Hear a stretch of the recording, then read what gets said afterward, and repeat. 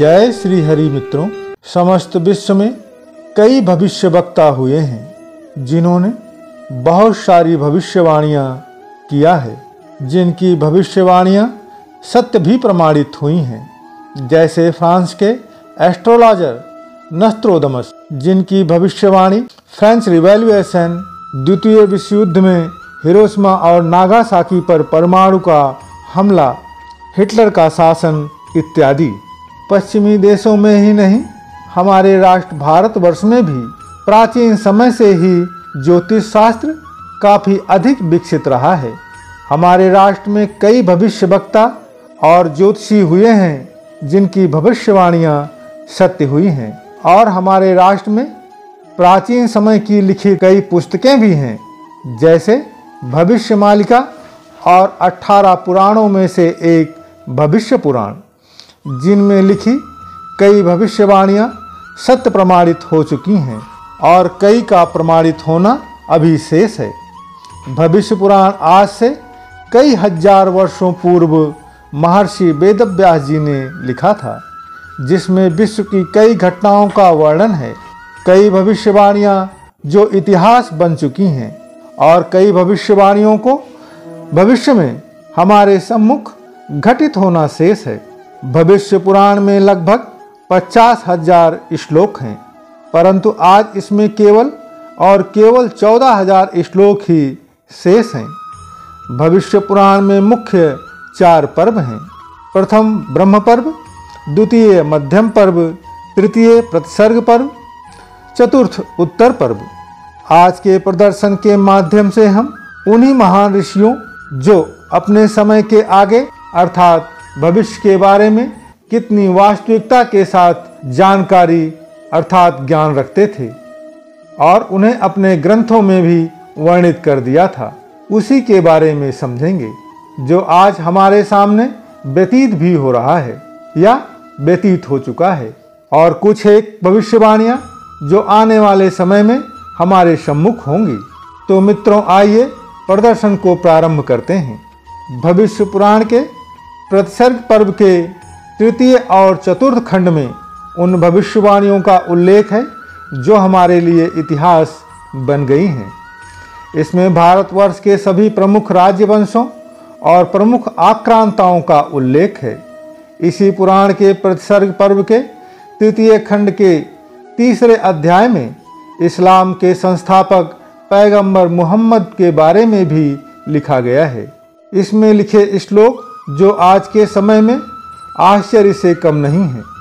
वह श्लोक है, लिंगम छेदी शिखाहीनः अस्मश्रुधारी सदूषकः उच्चालापि सर्वभक्षी भविष्यति जनोमं बिना कौलं च पश्यतेशं भक्षामतामं मुसलेनैव संस्कारः कुशेरु भविष्यति तस्मानु मुसलवन्तो हि जातयो धर्मदूषकः इत पैसाच धर्मच्छ भविष्यत मया कृतः।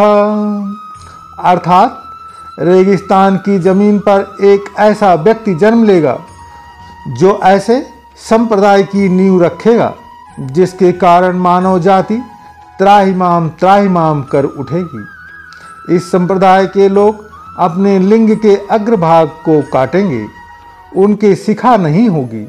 वह दाढ़ी तो रखेंगे परंतु मूछ नहीं रखेंगे। वह समस्त मानव जाति का विनाश करने का प्रयास करेंगे।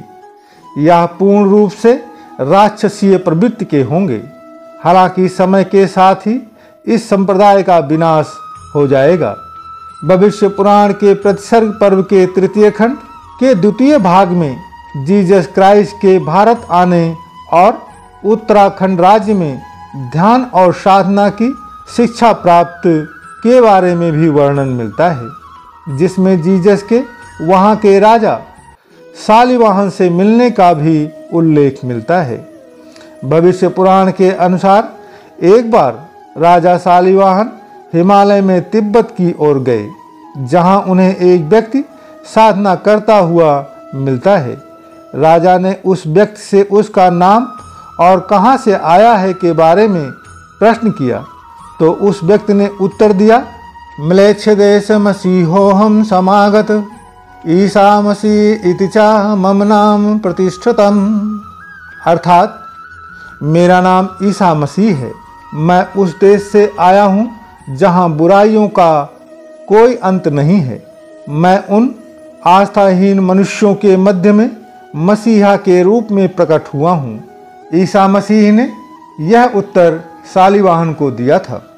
यही नहीं मित्रों, इस पुराण में हमारे राष्ट्र के प्रमुख राजवंशों जैसे नंद वंश, मौर्य वंश, राजा हर्षवर्धन के साथ साथ कई हिंदू और बौद्ध राजाओं का वर्णन मिलता है। इसके अतिरिक्त विदेशी आक्रांताओं जैसे हुमायूं, तैमूर, अकबर, औरंगजेब आदि का नाम भी भविष्य पुराण में वर्णित है।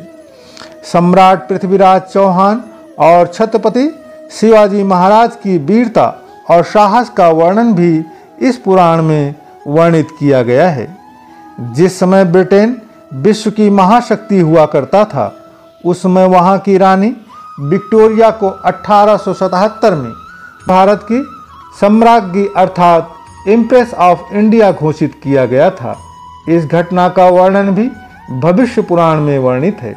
अंग्रेजी भाषा के बढ़ते प्रभाव के सामने संस्कृत भाषा के गिरने या हानि होने का वर्णन भी इस पुराण में वर्णित है। इस पुराण में हिंदुओं के नरसंहार का भी वर्णन मिलता है। यह घटना हिंदू कुश पर्वत से संबंधित है। यह पर्वत आज उत्तरी पाकिस्तान और मध्य अफगानिस्तान के हिस्से में आता है। लेकिन साथियों, प्राचीन समय के अखंड भारत की सीमाएं इतनी विस्तृत थी कि हिंदू कुश पर्वत हमारी सीमा में ही समाहित था। उस समय वहाँ एक शिव मंदिर हुआ करता था। एक समय कुछ संतों को इसी मंदिर में देवाधिदेव महादेव ने दर्शन दिए थे। स्वयं महादेव ने उन संतों को वहाँ से लौटने और अन्य व्यक्तियों को भी अपने साथ ले जाने के लिए बोला था और वह स्थान खाली करने के लिए कहा था। और देवाधिदेव महादेव ने उन साधुओं को बताया था कि कुछ ही दिनों में वहाँ प्रलय होने वाला है, जिसके उपरांत खलीफाओं के आक्रमण से हिंदू कुश पर्वत के आसपास रहने वाले लगभग 15 लाख हिंदुओं का नरसंहार किया गया था और बहुत सारे हिंदुओं को बंदी बनाकर कजाकिस्तान ले जा रहे थे। यात्रा के दौरान दुर्गम जलवायु एवं वातावरण होने के कारण सभी हिंदुओं की रास्ते में ही मृत्यु हो गई थी। यही कारण है मित्रों, जो इस पर्वत का नाम हिंदू कुश पड़ा। हिंदू कुश का अर्थ होता है हिंदुओं का हत्यारा। मान्यता है कि सर्वप्रथम हिंदू कुश शब्द का प्रयोग इब्ने बटूटा ने किया था, जो एक दार्शनिक थे। इब्ने बटूटा 1333 में हिंदू कुश पर्वत के रास्ते से ही भारतवर्ष में आए थे। यही नहीं मित्रों, इसी पुराण में ऐसी बातें भी लिखी हैं जो आज हमारे सम्मुख सत्य प्रमाणित हो रही हैं। एक श्लोक इस पुराण में लिखा है जो इस प्रकार से है: रविवारे च संडे फाल्गुनी चैव फरवरी खष्टी शिष्कटी गेया तद्दुदाहार वृद्धि स्म। अर्थात इस श्लोक के कथन के अनुसार जब संस्कृत भाषा का पतन होने लगेगा तो रविवार को संडे, फाल्गुन मास को फरवरी, खष्ट तिथि को सिक्स कहा जाएगा। और आज हम अपने नित्य बोलचाल की भाषा में इसी का इस्तेमाल अर्थात प्रयोग कर रहे हैं। भविष्य पुराण कहता है कि वर्तमान समय छल और कपट का काल होगा। लोग सभी रिश्तों से केवल और केवल लाभ उठाने हेतु ही सोचेंगे। अपने छोटे से छोटे लाभ हेतु दूसरों को बड़ी से बड़ी क्षति देने में भी वह नहीं हिचकिचाएंगे। कलयुग के मनुष्य के लिए केवल पैसा ही सर्वोपरि होगा। वह पैसे के लिए कुछ भी करने के लिए तैयार होंगे। कलयुग का मनुष्य अहंकारी हो जाएगा और एक दिन यह अहंकार ही उनके अंत का कारण होगा और कलयुग के अंत के उपरांत सतयुग का उदय होगा। साथियों, भविष्य पुराण की इन भविष्यवाणियों के प्रति आपके विचार क्या हैं? कृपया कमेंट अवश्य कीजिएगा। साथ ही प्रेम से बोलो जय सनातन, जय श्री हरि।